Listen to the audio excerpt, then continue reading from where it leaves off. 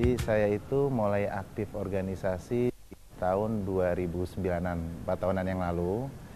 Saat itu alhamdulillah kami diberikan berkah dari Tuhan Yang Maha Esa, kemandirian. Jadi tahun 2008 usaha alhamdulillah udah jalan semuanya. Ada waktu luang, sempat istirahat 6 bulan cuti gitu, cuti panjang. Tapi ternyata setelah 6 bulanan juga kok sayang sekali waktu ini kalau nggak dimanfaatkan untuk hal yang lain. Sempat bertemu dengan beberapa teman-teman pemuda, dan karena umur saya masih umur pemuda, mereka mengajak saya untuk masuk di organisasi. Waktu dulu masuk di organisasi Gerakan Pemuda Sehat, lalu ada oportunitas di Karang Taruna, teman-teman Karang Taruna mengajak di organisasi Karang Taruna, dan tahun lalu teman-teman KNPI juga mengajak di organisasi KNPI. Jadi alhamdulillah ya selama 4 tahun ini saya banyak belajar dari teman-teman pemuda semuanya, terutama organisasi kepemudaan dan organisasi sosial di Indonesia. Dan bagi saya merupakan berkah yang luar biasa sekali bisa bersilaturahmi dengan banyak sahabat di seluruh pelosok Nusantara ini.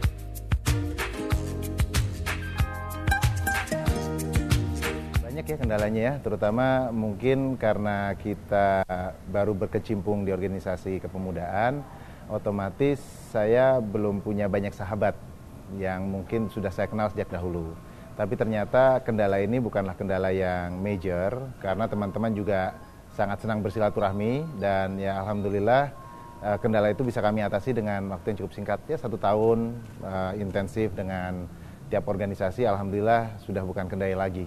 Jadi kendala utamanya adalah mengenal banyak stakeholder organisasi-organisasi tersebut, dan yang kedua mungkin mulai menyerap aspirasi, harapan sahabat-sahabat di dalam organisasi ini. Nah, otomatis kalau kita sudah menyerap aspirasinya, bagaimana kita bisa mengaktualisasikan harapan ini menjadi kenyataan. Dan saya rasa itu kendala utama, tapi kalau menurut saya itu kendala setiap setiap orang yang memimpin organisasi. Bagaimana bisa menyatakan harapan-harapan itu menjadi sesuatu hal yang real, bukan sekedar imajinasi.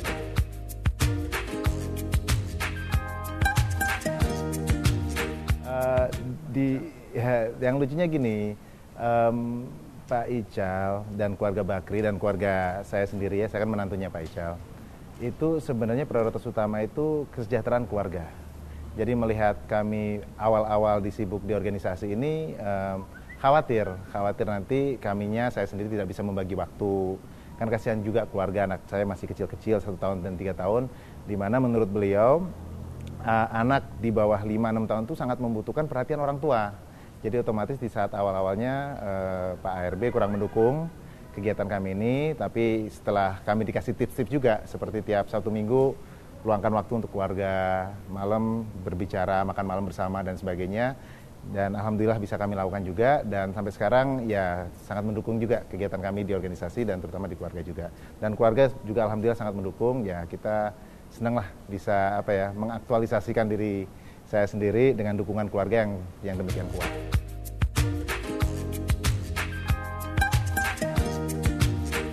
Menurut saya itu yang paling penting ya, dan ini yang selalu kami utarakan ke teman-teman pemuda Indonesia. Kenapa harus mandiri? Ini kalau kita bicara organisasi kepemudaan, saat ini kami memiliki visi untuk memperjuangkan 3 hal. Pemuda Indonesia itu harus punya karakter yang mulia, pemuda Indonesia harus cinta kepada tanah airnya, dan pemuda Indonesia itu harus mandiri dan memandirikan. Jadi kalau sudah mandiri juga membantu teman-teman lain untuk menjadi mandiri.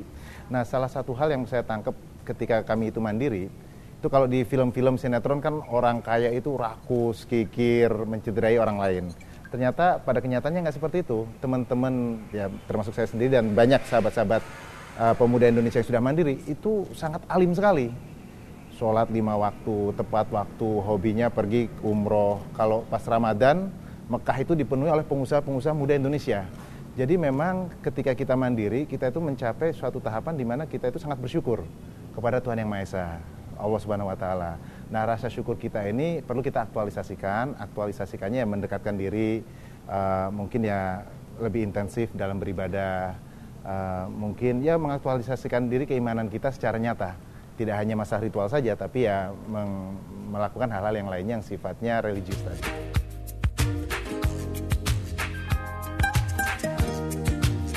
Jadi saya sih secara jujur saat ini sedang memperjuangkan kalau bisa 100% pemuda Indonesia semuanya itu berwirausaha. Dan saya rasa ini penting, bukan masalah keuangan aja, tapi ya masalah kedekatan kita kepada Tuhan Yang Maha Esa tadi. Pertanyaannya apakah memungkinkan? sebenarnya sangat memungkinkan sekali. Cuman pola edukasi kita saat ini tidak diarahkan ke arah situ. Pola edukasi kita saat ini diarahkan bagaimana seseorang itu bisa lulus dengan baik sehingga nanti bisa menjadi pekerja yang baik. Tapi kami melihat 5 tahun terakhir ini ada suatu paradigma yang sedang berubah. Kalau 5 tahun yang lalu saya ketemu dengan pemuda, cita-citanya jadi apa? Kebanyakannya jadi PNS, pilot, tentara dan sebagainya. Kalau sekarang udah berubah. Sekarang banyak menyorot saya pengen jadi pengusaha. Ya ini dalam 5 tahun itu ternyata ada perubahan yang ke arah sana. Sekarang pertanyaannya, banyak teman-teman pengusaha itu yang ingin menjadi pengusaha, ada semacam stigma tertentu yang harus kita hapus. Pertama harus punya modal banyak, kedua harus punya jaringan, harus pinter dan sebagainya. Itu ternyata tidak seperti itu. Banyak teman-teman pengusaha Indonesia sukses itu modalnya lulusan SD saja. Orang tuanya bukan siapa-siapa, tidak ikutan organisasi yang besar, tapi sukses. Jadi memang kunci suksesnya itu terletak pada 2 hal yang saya amati. Pertama, keteguhan dan kerja keras, dan yang ketiga kesabaran. Kesabaran dalam arti kalau gagal, ya tetap ingin mencoba menjadi pengusaha. Kebanyakan dari kita saat ini saya perhatikan kalau gagal, menganggap saya nggak bakat nih jadi pengusaha. Padahal pengusaha itu saya rasa kodratnya setiap manusia itu menjadi pengusaha. Cuman ya karena masalah edukasi, seakan-akan pengusaha itu suatu pilihan hidup, dan ini yang sedang kita rubah. Jadi kalau kami suka mengutarakan anak bayi dulu nggak bisa merangkak, tahu-tahu bisa merangkak, bisa jalan, bisa lompat, bisa belajar bahasa. Itu kan suatu pelajaran yang sedemikian tinggi. Harusnya tidak berhenti di situ. Selesai bisa bahasa, harusnya dia bisa berwirausaha. Dan ini sudah menjadi kodrat manusia seperti itu. Dan ini yang sedang kita dorong ke teman-teman pemuda Indonesia, dan insya Allah ya nanti kita lihat 10 tahun lagi, 15 tahun lagi mungkin pemuda Indonesia banyak yang berwirausaha ke depannya.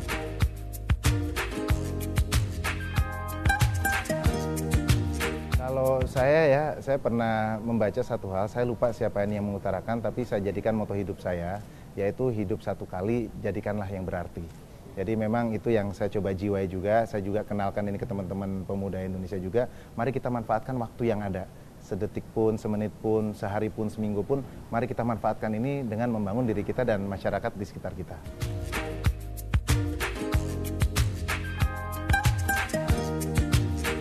Kalau saya secara pribadi, saya rasa masih jauh ya. Saya masih perlu banyak belajar, dan saya sangat bersyukur sekali dengan amanah yang diberikan ke kami saat ini. Saya bisa banyak belajar ke para tokoh-tokoh pemimpin Indonesia dan luar negeri. Dan memang kalau menurut saya memang kata kunci pemimpin yang paling penting adalah sebenarnya perhatian dia terhadap bisa dibilang masyarakat yang dia pimpin. Saya rasa itu yang paling penting.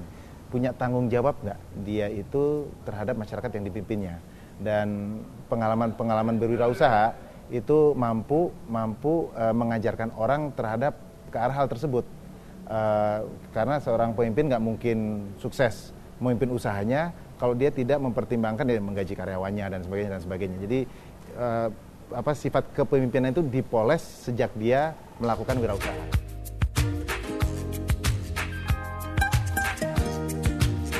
Oh, jelas. Dan saya nggak ingin mengatakan ini karena beliau bapak mertua saya juga ya. Saya ingin mengatakan bahwa beliau juga salah satu mentor utama saya. Banyak sekali hal-hal yang beliau ajarkan kepada saya. Contohnya ya waktu sibuk berorganisasi, saya minta nasihat beliau. Beliau kan sangat sukses berorganisasi, apapun organisasi yang beliau pimpin sukses.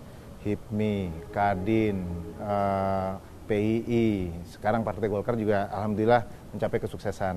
Nah saya menanyakan beliau, ada saran nggak Pak ya, karena saya manggilnya Bapak ya Pak ya, untuk saya yang mau berkecimpung di organisasi.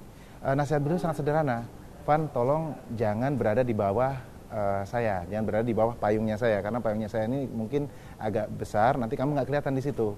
Makanya saya berkecimpung di organisasi-organisasi yang beliau belum eksis, Gerakan Pemuda Sehat, Karang Taruna, KNPI, dan ini merupakan hal yang menurut saya sangat baik sekali. Kalau saya eksis di organisasi yang beliau pernah pimpin, mungkin orang nggak melihat diri saya sejatinya, tapi melihat oh saya ini mungkin menantunya Pak Ical. Itu hal-hal kecil tapi yang menurut saya sangat baik sekali ya. Contohnya perhatikan keluarga. Sepenting-pentingnya organisasi, sehebat-hebatnya kamu, lebih hebat kalau anak kamu mencintai diri kamu sendiri sebagai orang tua. Itu kan satu nilai-nilai juga yang bagi saya sangat berarti sekali. Satu hal juga yang saya lihat, itu mungkin bukan sesuatu hal yang beliau utarakan, tapi sesuatu hal yang mungkin beliau lakukan. Saya ini kan bisa dibilang dari keluarga yang sangat sederhana. Orang tua marinir, ibu rumah tangga. Jadi waktu pas pertama kali ketemu dengan putri beliau juga saya nggak mengira lah menjalin hubungan seperti ini. Tapi beliau itu tidak memandang manusia kaya atau miskinnya, tapi ya ala kadarnya aja, apa adanya saja. Jadi ya kami dan keluarga ditampung dengan sangat terbuka, ya kan, tidak ada tuh mungkin kalau teman-teman suka tanya ke saya, wah ini kalau cerita sinetron mungkin konglomerat sama biasa mungkin ada pertentangan atau apa, itu nggak ada sama sekali. Ya kami diterima dengan lapang dada dan ini suatu bukti nyata juga betapa ternyata orang sukses itu ya tidak sombong. Orang sukses itu juga tetap memperhatikan masyarakat dan sebagainya. Dan ini beberapa hal lah yang saya dapati dari beliau.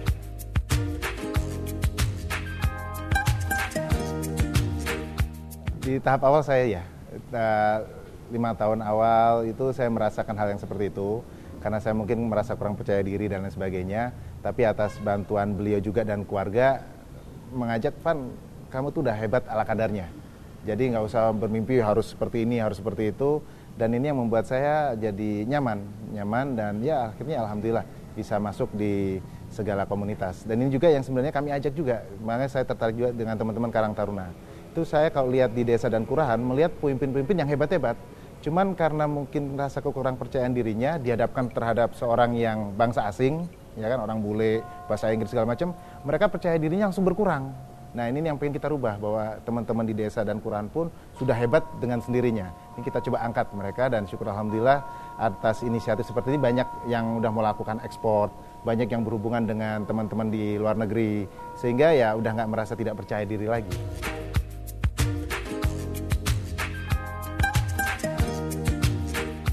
Bicara ARB menuju 2014, Ya. Kira-kira seberapa besar optimisme Mas Taufan sendiri sebagai lingkaran dari keluarga besar ARB untuk bisa di 2014 nanti bisa ya katakanlah masuk lah. Betul. Kalau saya berbicara, tiap zaman itu ada tantangannya masing-masing. Kalau kita saat ini sedang berperang nih ya dengan bangsa asing, mungkin yang kita butuhkan adalah seorang pemimpin tentara yang memang jagoan perang. Kalau memang saat ini bangsa kita lagi minim edukasi, sangat semua penduduknya rata-rata tidak bisa membaca, 100% tidak bisa. Mungkin kita butuh seorang pemimpin yang edukator. Yang kami lihat ke depan, tantangan kita yang paling berat adalah masalah ekonomi. Karena motor-motor ekonomi dunia ini sedang agak mati, sedang bermasalah.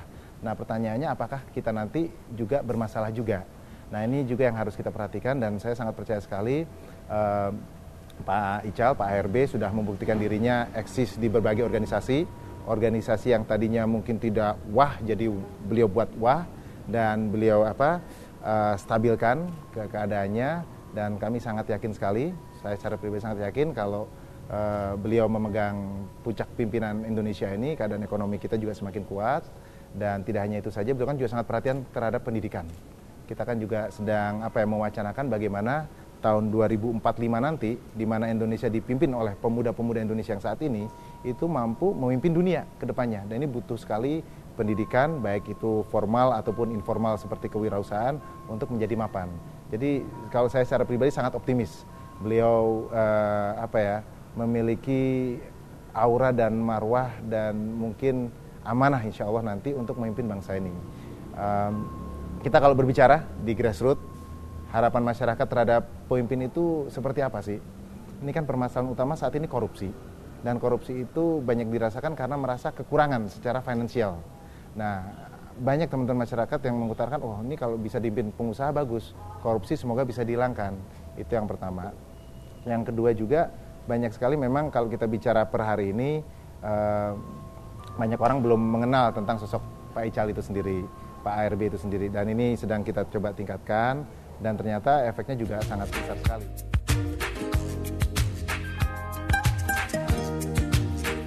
Dan kami strategi ya mungkin karena kita berbicara, saya lihat ya kalau di timnya itu karena kita berbicara waktu yang sangat sempit, otomatis strategi pencitraan, kegiatan-kegiatan yang Pak ARB ini selama ini lakukan tapi tidak memasyarakat secara penuh melalui berbagai media, baik itu sosial ataupun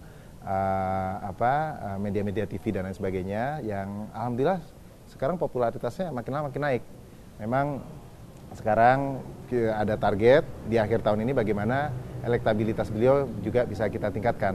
dengan karya-karya nyata yang telah beliau lakukan sebelumnya. Karena kan juga berdasarkan pengalaman, Pak Ical luar biasa juga. Menko Kesra pernah, Menko Equin pernah, dan selalu intensif juga berbicara tentang masalah kenegaraan ini dengan mungkin Pak SBY dan pimpinan lembaga-lembaga tertinggi lainnya. Jadi sangat mengerti keadaan negara ini seperti apa.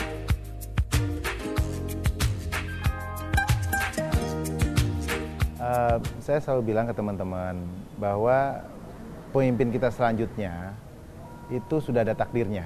Jadi bukan kita yang menentukan sebenarnya, meskipun itu voting secara langsung, tapi sebenarnya Tuhan telah menentukan. Tinggal kita jalani aja takdir ini. Saya melihat bahwa tantangan yang sedang beliau hadapi saat ini itu malah merupakan suatu proses yang luar biasa sekali. Esensinya tuh seorang pemimpin nggak mungkin jadi pemimpin sebelum ditantang. Dan dengan tantangan yang sangat berat sekali. Saya juga sebelum jadi Ketua Umum Gerakan Pemuda Sehat, Ketua Umum Karang Taruna, Ketua Umum KNP, itu tantangannya luar biasa berat. Nah, kuncinya apakah kita bisa melalui tantangan itu dengan baik, sehingga memang ya nanti tahu-tahu menjadi pemimpin tersebut.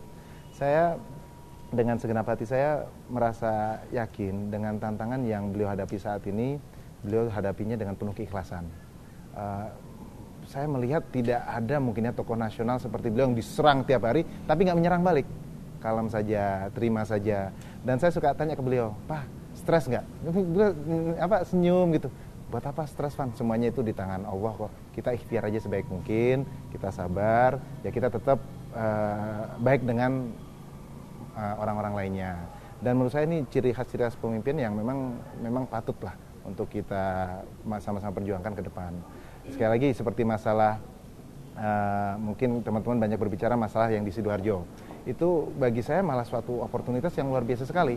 Bayangkan ada tidak seorang pengusaha nasional sejak Indonesia merdeka tidak bersalah tapi memberikan dana sampai 9 triliun untuk masyarakat. Belum pernah loh ada sekali.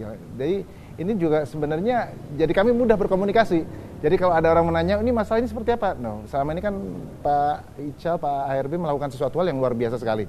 Jadi malah memancing kita untuk berkomunikasi. Ini secara pribadi saya karena juga merasakan semuanya ini ini sepertinya udah jalan yang ditentukan oleh Allah Subhanahu wa taala untuk memudahkan kita nanti memperkenalkan diri. Nah, itu salah satunya. Kalau masalah ekonomi, bisnis seperti yang saya katakan tadi, ini semuanya naik turun. Ya saya rasa ini sebuah proses yang harus kita lalui bersama. Tapi syukur alhamdulillah, kita kan dulu tahun 99 kalau di grup itu parah sekali. Tapi hanya dalam tempo waktu 3 tahun langsung bisa bangkit luar biasa. Ya saya rasa kami akan melalui proses yang sama. Ini proses kita untuk mengikhlaskan diri kita lagi ke Allah Subhanahu wa taala. Dan ya ini mungkin juga menfilter. Nanti kan kadang-kadang kalau di tim itu ada yang dekat karena masalah dana saja. Ini kan udah kelihatan, wah ini yang nggak jelas-jelas, yang timnya hanya mementingkan dana udah keluar dengan sendirinya. Jadi otomatis filterisasi secara tidak sengaja, tapi malah memperkuat tim yang di dalam.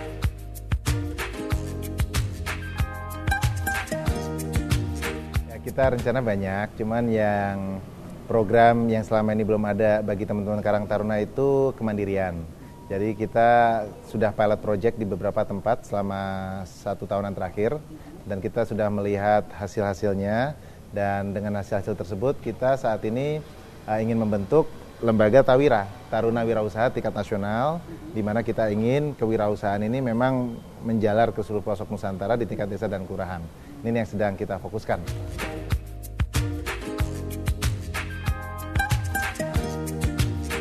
Kita memang kalau melihat oportunitas sangat luar biasa sekali, tapi semuanya juga ada keterbatasan. Yang saya senang itu kalau dulu Karang Taruna melakukan kegiatan sendiri, KNP melakukan kegiatan sendiri, sekarang lebih banyak teman-teman ini bersinergi, mengisi suatu potensi yang selama ini ada tapi belum pernah diaktualisasikan. Jadi kalau teman-teman Karang Taruna kan sangat aktif di grassroots, di pekerjaan-pekerjaan sosial dan sebagainya. KNP lebih banyak fokus di policy, jadi kedekatan dengan pemerintah dan lain sebagainya, dan bagaimana bisa mengangkat teman-teman yang berwadah di KNP, yaitu Organisasi Kemasyarakatan Pemuda. Nah, 2 hal ini sedang kita sinergikan sehingga menghasilkan suatu kekuatan di mana polisinya kencang, tapi kegiatannya juga ada. Kalau dulu mungkin hanya policy aja tanpa ada kegiatan real atau hanya sedikit. Nah, sekarang 2 hal ini bermain. Jadi menurut saya sangat indah sekali sekarang ini.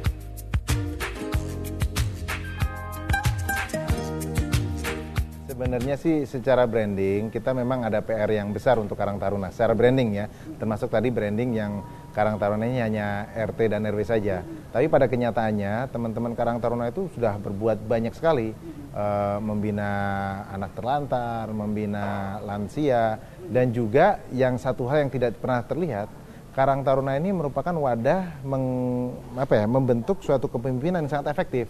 Terbukti setelah saya masuk Karang Taruna, alhamdulillah saya dipercaya sebagai Ketua Umum KNPI. Dan saya bukan yang pertama kali. Dulu Bang Idrus Marham, Karang Taruna dulu, baru KNPI.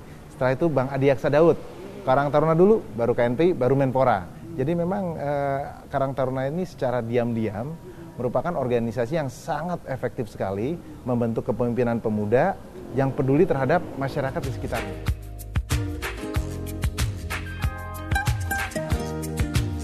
Kita ada banyak program ya, tapi yang memang sedang kita dorong ini kewirausahaan karena sangat penting sekali. Saya ingin teman-teman Karang Taruna kedepannya itu kalau beraktivitas kalau bisa tidak perlu mencari sponsor lagi. Jadi langsung dengan sponsor dari dirinya sendiri, tapi nanti malah sponsor datang ke mereka. Oh ini aktivitas bagus nih, saya pengen dukung dana ini. Jadi bukan mencari sponsor, tapi dicari oleh sponsor. Nah itu caranya bagaimana ya, kita harus mandiri dahulu. Kita mandiri dulu, bisa membuat program yang konkret, yang nyata, ya otomatis datang gitu. Ya seperti saat ini kita sedang mencanangkan gerakan nasional wajib kuliah bagi pemuda. Jadi kita ingin semua pemuda nggak hanya wajib sampai 12 tahun saja, tapi kuliah pun wajib. Dan ini ternyata banyak mulai sponsor tertarik karena kita sudah dipercaya dan sebagainya. Dan kita nggak mencari mereka, kita jalan dengan sendiri. Akhirnya mereka tertarik terhadap program-program seperti ini.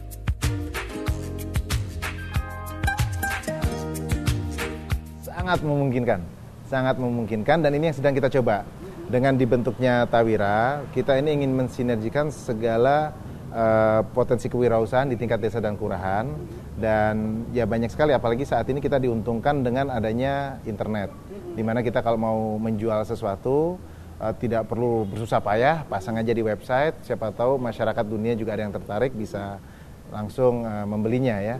Jadi ini sangat potensial sekali. Cuman ini masih kita kerjakan ya, nanti insya Allah 2 tahun ke depan bisa lebih kelihatan bukti konkretnya.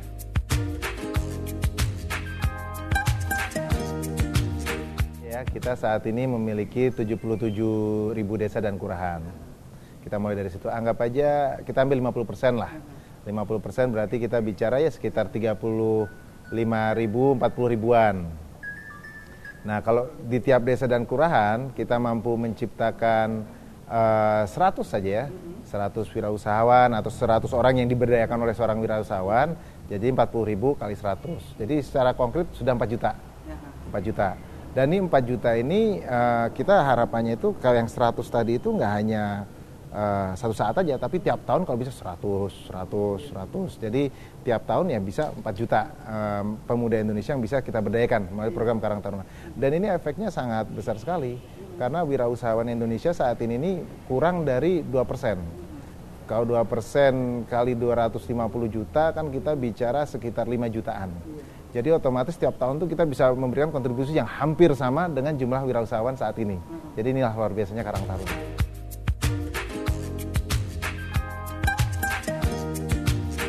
Kita sedang membentuk lembaga Tawira, di mana lembaga Tawira ini nanti bekerja sama langsung dengan perbankan yang ada. Karena memang tantangan teman-teman itu kan mereka membuat usaha. Tapi kalau mau masuk ke bank harus banyak administrasi, harus ada istilahnya itu aset yang harus diagunkan dan sebagainya. Kasihan merekanya, padahal minjemnya hanya mungkin 10 juta dan sebagainya. Jadi di tingkat nasional kita lagi membentuk lembaga ini, di mana perbankan nanti mempercayakan kepada tingkat nasional. Nah kami nanti akan menyalurkan dana ini secara mudah terhadap kelompok-kelompok usaha. Jadi memang kita bermainnya kelompok usaha. Jadi nanti kalau ada seseorang yang tidak membayar hutangnya, ditanggung renteng oleh teman-teman lainnya dalam kelompok tersebut. Dan saya rasa ini sangat efektif sekali. Ini yang sedang kita bangun di Tawira. Jadi nanti insya Allah teman-teman di Tawira itu mendapatkan pendanaan secara lebih mudah lagi. Tapi pertanyaan yang lebih esensial sebenarnya bukan pendanaannya, tapi bagaimana bisa mendapatkan marketnya, karena kita juga banyak melihat teman-teman itu udah berusaha bagus, banyak produknya tapi nggak ada yang beli. Nah sebenarnya kalau saya lihat kalau kita fokus di permasalahan dana itu agak salah.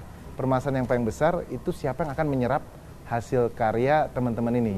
Nah makanya kita akan membentuk Tawira Marketing Center, di mana kita sudah mulai memfokuskan diri terhadap mungkin daripada teman-teman membuat A yang nggak bisa kejual, kita cari marketnya dulu. Umpamanya hotel B butuh peralatan apa, ya udah bisa nggak membuat, langsung kita nikahkan lah, kita matchmakingkan itunya, sehingga otomatis dengan adanya pembeli nanti dana juga insya Allah jauh lebih mudah.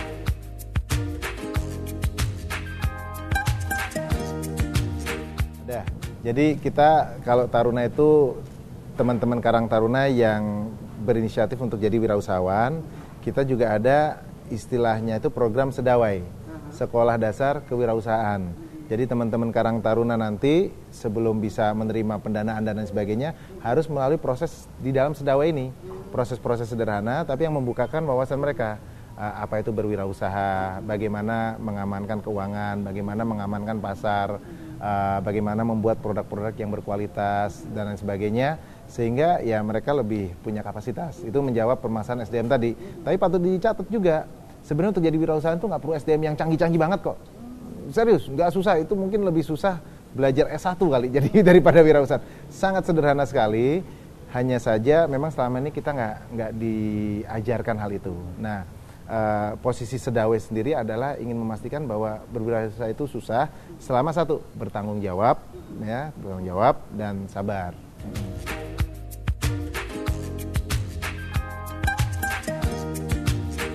Nah, ini bagus sekali pertanyaannya. Jadi kita nanti setelah membuat lembaga Tawira, kita juga akan membuat koperasi Tawira, di mana nanti teman-teman di tingkat kecamatan akan membuat koperasi-koperasi juga yang akan kita sinergikan. Harapan kami dengan adanya lembaga koperasi ini nanti kita bisa bersinergi dengan koperasi-koperasi besar dan institusi-institusi besar untuk bisa menggerakkan potensi yang ada di dalam Karang Taruna ini.